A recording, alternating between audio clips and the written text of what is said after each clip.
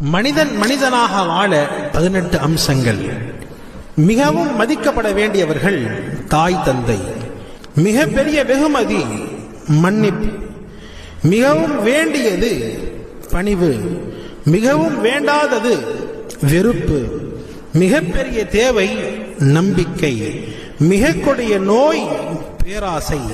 மிகவும் சுலபமானது குற்றம் காணல். கீழ்த்தரமான விஷயம் பொறாமை.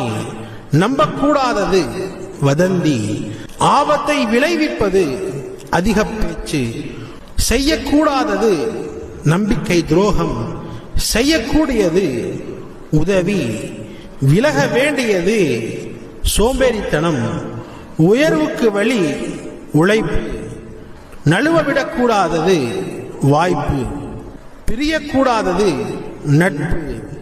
மறக்கக்கூடாதது நன்றி.